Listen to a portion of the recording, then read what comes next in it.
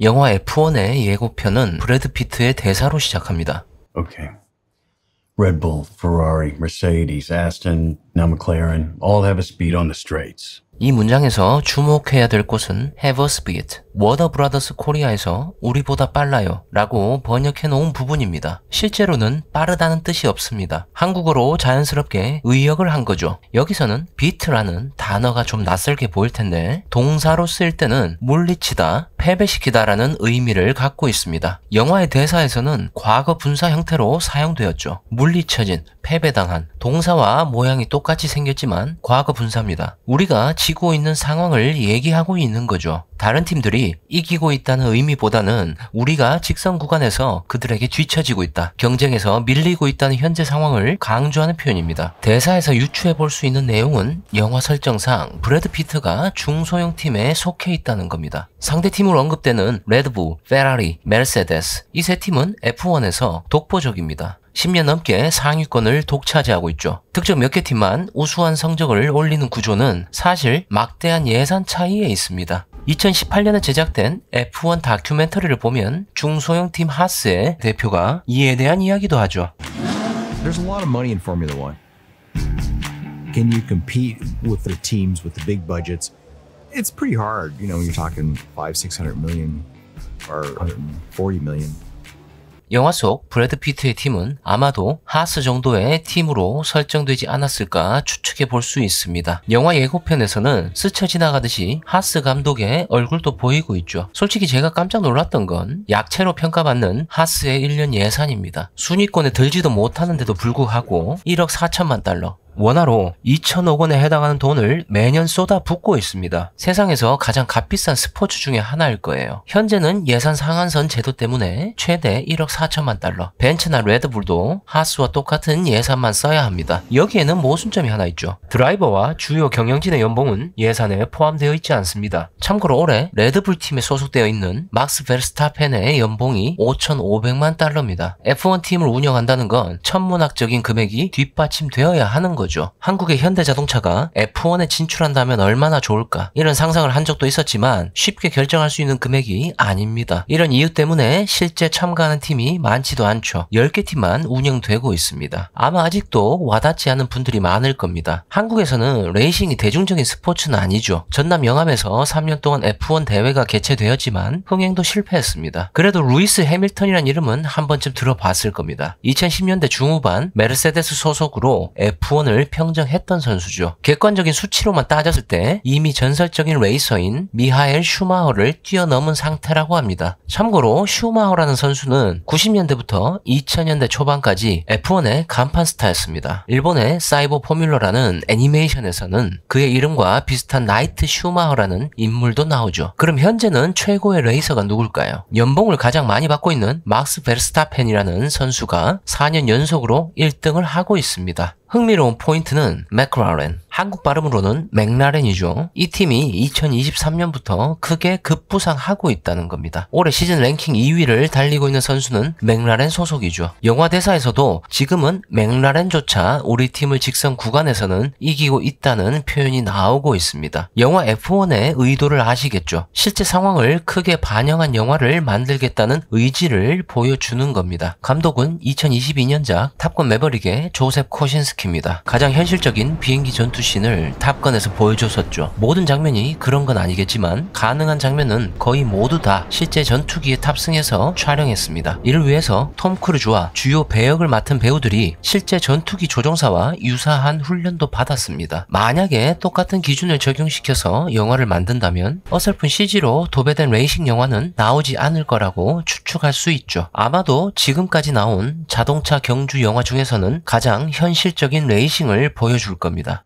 Our shot is battling in the turns. 샷, 기본적으로는 사격을 할 때 총을 쏘는 행위를 말합니다. 어디를 조준해서 쏠 거냐, 경주에서 승부를 볼 수 있는 타겟을 정해야 한다는 얘기입니다. 한국어로는 기회 또는 시도로 해석하면 더 정확한 뜻이 되죠. turns, 코너링이 아니라 코너 구간들을 얘기하고 있습니다. 속력을 줄일 수밖에 없는 코너 구간에서 전략적, 기술적인 접근이 필요하다는 거죠. F1에서 가장 유명한 경기인 모나코 그랑프리 서킷을 보면 19개의 코너로 이루어져 있습니다. 코너들이 급격하게 꺾이고 폭이 좁은 특성을 가지고 있죠. 단지 직선주로의 승부만으로는 우승을 할 수 없는 게 레이싱 경기입니다. is battling, 싸우고 있는 중이다. 일반적으로는 하고 있는 중인 행동을 나타내겠죠. I'm studying, I'm reading, she is cooking. 현재 무엇을 하고 있느냐에 대한 얘기를 하고 싶을 때 이런 표현을 사용합니다. 근데 이 대사는 다르죠. 직선주로에서 밀리기 때문에 코너에서 승부를 봐야지 이길 수 있다는 겁니다. 현재 싸우고 있는 게 아니죠. 미래를 나타내고 있습니다. 예를 들어서 The train is leaving at 5 o'clock. 그 기차는 5시에 출발할 예정이다. 일반적인 미래를 나타내는 표현이 아닙니다. 현재 진행형을 쓰면 거의 확정적인 미래를 나타내는 거죠. 기차는 예정된 시간표대로 떠나야 합니다. Our shot is battling in the turns. 브래드 피트의 강한 의지가 포함되어 있는 문장입니다. 코너 구간에서 승부를 봐야 한다는 건 무조건적인 상황입니다. 그래서 확정적인 이미지를 주기 위해서 현재 진행형을 쓰는 거죠. 영화에서도 코너 구간에 포커스를 맞춰서 극이 진행될 거란 걸 추측할 수 있습니다. 이런 점은 브래드 피트가 소속되어 있는 가상의 F1 팀 이름에서도 힌트를 찾을 수 있죠. Expensify. 팀명의 맨 앞에는 회사 이름이 옵니다. APX. 풀어서 표현하면 Apex, 꼭대기, 최고점이라는 의미죠. GP, 그랑프리, 이 말은 다 들어보셨죠. 프랑스어로 최고의 상 혹은 1등을 가리는 중요한 경기, 대회를 일컫는 말입니다. APX GP는 말 그대로 최고의 팀, 최고를 향해 가는 팀으로 해석을 하면 자연스러울 겁니다. 코너로 승부하는 것과 최고의 팀이 무슨 상관인 거예요? 에이펙스는 레이싱 경기에서 중요한 용어로도 사용됩니다. 차량이 코너링을 할 때 가장 이상적인 궤적의 정점을 나타냅니다. 코너를 벗어난 다음 바로 가속을 시작하는 기준이 되는 포인트이기도 하죠. 팀명 자체가 코너에서 1등을 하겠다는 의미로 해석할 수도 있습니다. 스포일러가 너무 심하네요. 글쎄요, 코너에서 승부를 봐야 한다는 건 사실 너무 상식적인 얘기입니다. 직선주로에서만 강하다고 이기는 게임이 아닙니다. 제가 유일하게 봤던 레이싱 경기에서도 코너에서의 승부로 승패가 갈리게 됩니다.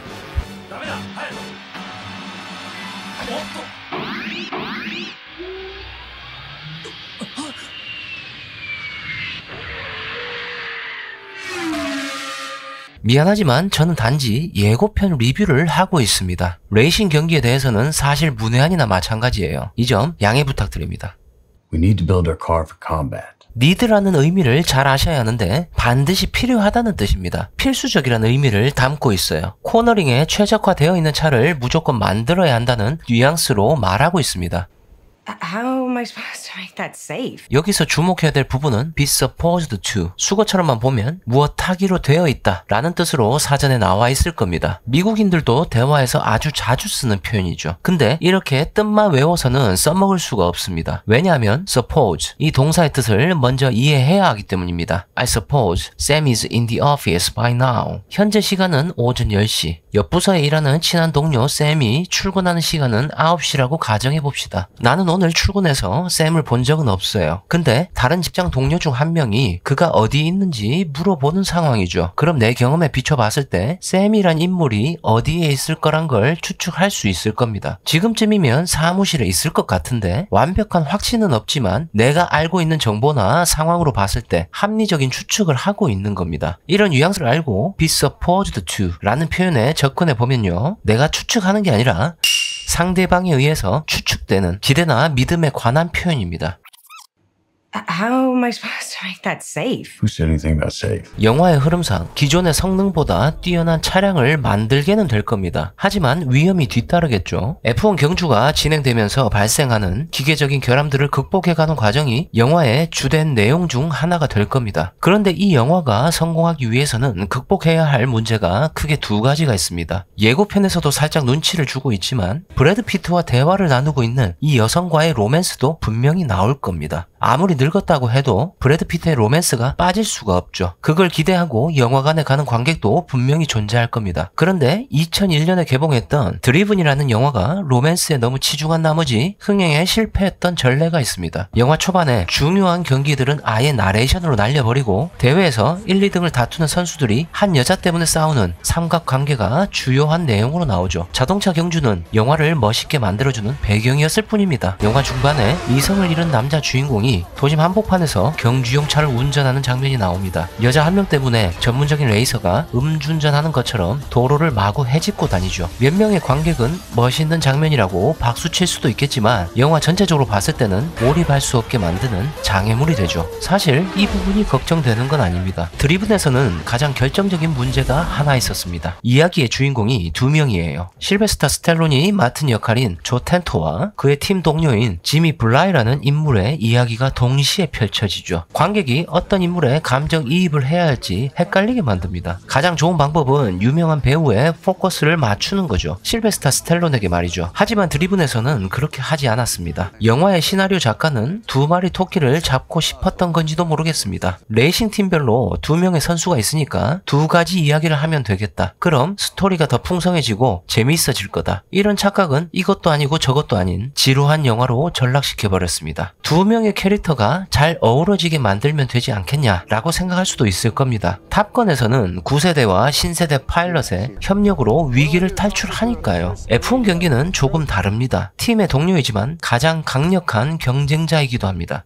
영화 F1에서도 이런 문제가 발생할 가능성이 있습니다. 예고편에서는 브래드 피트만 부각되어서 나왔지만 젊은 팀 동료도 나옵니다. 큰 줄거리로 보면 영화 드리븐에서 실베스타 스텔론이 맡았던 역할처럼 어린 선수의 성장을 돕는 역할도 함께 하게 될 겁니다. 두 명의 캐릭터 간에 어떤 밸런스를 찾을 수 있느냐, 영화의 승패는 여기에 달렸다고 해도 과언이 아닐 겁니다. 저의 이런 걱정은 쓸데없는 걸지도 모르겠습니다. F1이란 영화를 만들면서 드리븐이란 영화가 왜 실패했는지 분석하지 않았을 리가 없거든요. 다른 레이싱 영화도 많은데 굳이 드리븐이라는 영화를 분석해야 하는 이유가 있나요? 잘 생각해보세요. 최근을 배경으로 한 레이싱 영화가 기억나는 게 있나요? 10년 전에 개봉했던 러쉬, 넷플릭스 미니 시리즈로 만들어지는 세나, 오픈 휠 자동차 경주는 아니지만 르망 24시를 배경으로 한 포드 대 페라리 역시 시간이 많이 지난 과거를 배경으로 만들어진 영화입니다. 최근을 배경으로 한 오픈 휠 자동차 경주 영화는 20년 전이기는 하지만 드리븐이 유일합니다. 이 영화를 참고하지 않고 만들 수는 없는 거죠. 그리고 오해하시면 안 되는 한 가지를 말씀드리자면 드리븐이란 영화의 배경은 F1 경주가 아닙니다. 2001년 당시 미국을 중심으로 열리고 있던 카트 경주를 배경으로 만들어진 영화예요. 현재는 인디카 시리즈라는 이름으로 운영되고 있죠. 이런 사실을 잘 모르는 분들이 더 많을 겁니다. F1 경주를 모티브로 삼았다고 착각하게 만드는 요소가 상당히 많았거든요. 영화 설정상 필요한 부분만 골라서 가져온 겁니다. F1 경기보다는 카트 경주를 촬영하는 비용이 더 낮았을 겁니다. 원형 경기장, 즉 오벌 트랙에서 촬영을 했죠. F1에서는 이런 경기장에서 경주를 하지 않습니다. 하지만 전 세계 각국을 돌아다니면서 20개의 대회가 벌어진다. 1년간의 경기를 토대로 월드 챔피언이 가려진다. 이런 설정은 F1의 요소를 따온 겁니다. 좀 더 거창하게 포장을 하는 거죠. 결국 현실에는 없는 가상의 레이싱 경기가 돼버리고 말았습니다. 내년에 개봉할 F1은 이런 문제가 없는 최고의 레이싱 영화가 되기를 바라봅니다. 그럼 영화 리뷰를 동시에 해서 드리븐처럼 망할지도 모르는 항마령의 영상을 마치겠습니다. 감사합니다.